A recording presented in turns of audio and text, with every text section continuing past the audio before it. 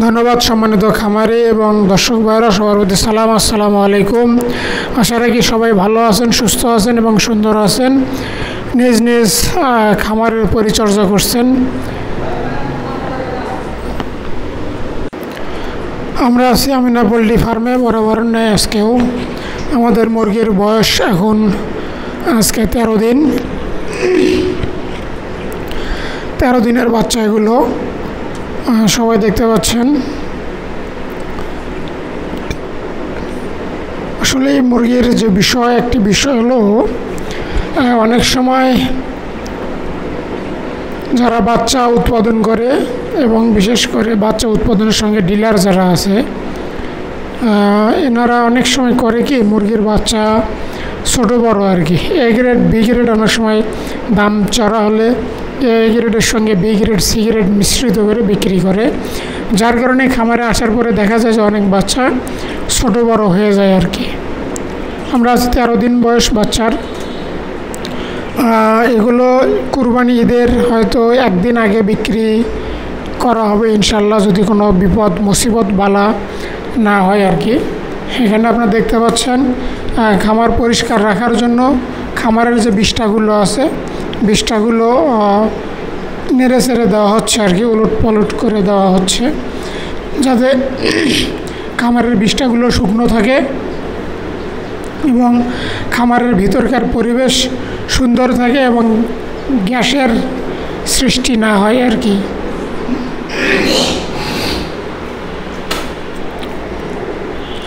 কারণ গ্যাস সৃষ্টি হলে মুরগির অনেক ক্ষতি হয়, যার কারণে এগুলো পরিষ্কার করা হচ্ছে এবং মুরগির লিটার বা বিষ্ঠাগুলো উলট করে দেওয়া হচ্ছে, নেড়ে চেড়ে দেওয়া হচ্ছে। আমরা আছি আমিনা পোল্ট্রি ফার্মে। এই বাচ্চাগুলোর বয়স হচ্ছে 13 দিন। আপনারা দেখতে পাচ্ছেন বাচ্চা অনেক সুন্দর আছে, ভালো আছে। কিছু বাচ্চা আদার খাচ্ছে, আবার কিছু পানি খাচ্ছে। আসলে যে বর্তমান যে অবস্থা, বাজার মুরগির বাজার একেবারেই অনেক কম।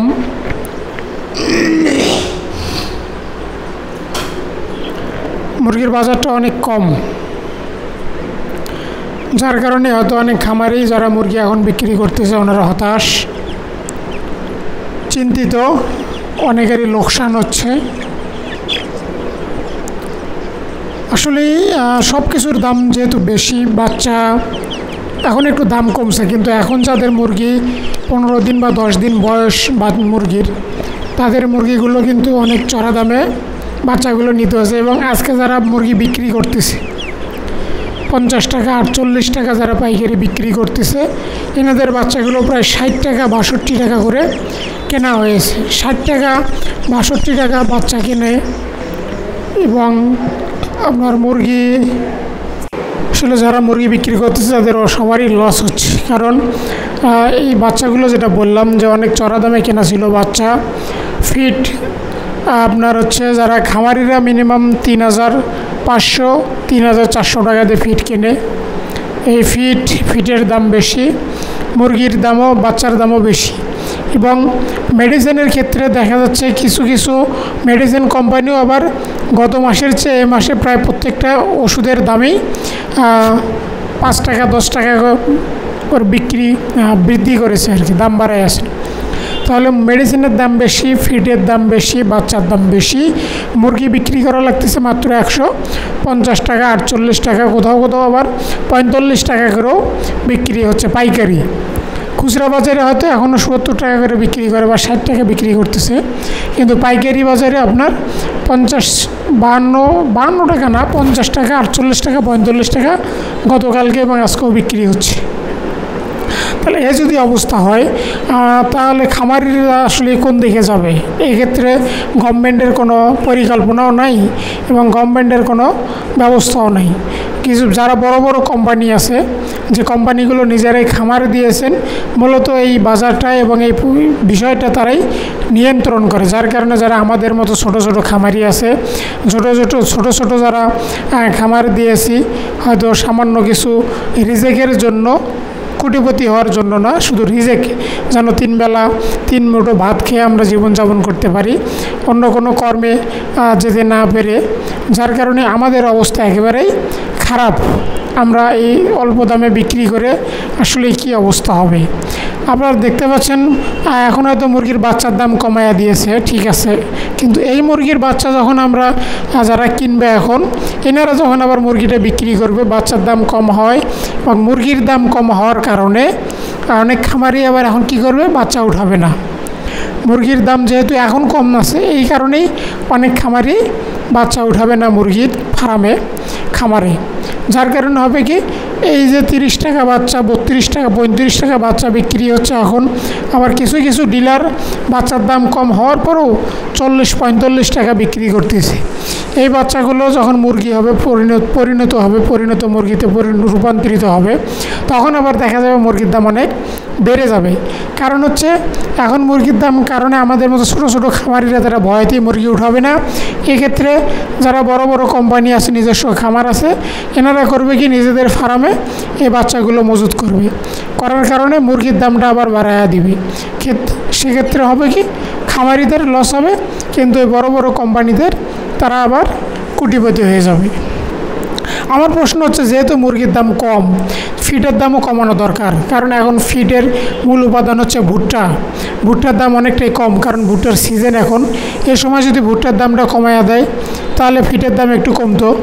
আবার বাচ্চা যেহেতু কম আছে, মেডিসিনের দাম কম আছে, এখন বাড়াইয়া দিছে। আবার ভুট্টার দামটা কমলে ফিডের দামটা একটু কমতো। ফিডের দামটা যদি 3000 টাকার মধ্যে সীমাবদ্ধ থাকতো, 2500 থেকে 3000-এর মধ্যে থাকতো, তাহলে আমাদের খামারিদের অনেকটা লাভ হতো।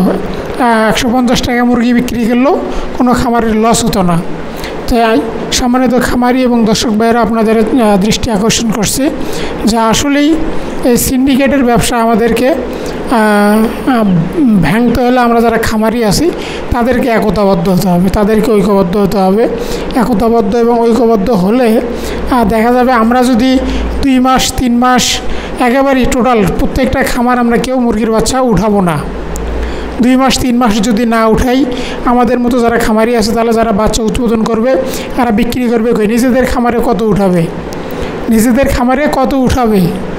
সব তো নিজেদের খামারে উঠাতে পারবে না। যদি আমরা সারা বাংলাদেশের সমস্ত খামারি, যারা ক্ষুদ্র খামারি আছি, মাঝারি খামারি আছি, তারা যদি বন্ধ করে দেয়, দেখবেন আমাদের আর ওই সিন্ডিকেটের হাতে পড়তে হবে না। তখন আমরাই মূলত বাজারটা নিয়ন্ত্রণ করতে পারবো।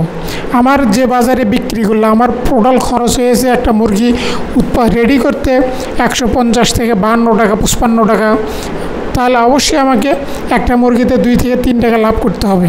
কারণ এখানে আমার 3টা ইনভেস্ট আছে। একটি হচ্ছে আমার নগদ অর্থ আছে, আমি একটি ঘর তৈরি করছি, সেই ঘর আছে, আবার এই খামারে 2-1 লোক পরিশ্রম করে। এই 3টি অর্থ আমার এখানে ইনভেস্ট করা আছে। এই 3টি অর্থ ইনভেস্ট করে যদি আমি একটা মুরগিতে 2 টাকা 3 টাকা 5 টাকা লাভ করতে না পারি, মাস শেষে যায় আমার লস হয়, তাহলে আমরা খামারিরা যাব কোথায়? তাই আমার ভিডিও যারা দেখবেন, সম্মানিত খামারি ভাইয়েরা, আসুন আমরা একটু সচেতন হই, সজাগ হই। সচেতন এবং সজাগ না হলে আমাদের এই দুর্দশা আসলে কেউ দেখবে না। আপনাদের ভিডিওটি যদি ভালো লেগে থাকে, সবাই লাইক, কমেন্ট, শেয়ারের মাধ্যমে অন্যদেরকে দেখার এবং জানার ব্যবস্থা করে দেবেন। আসসালামু আলাইকুম।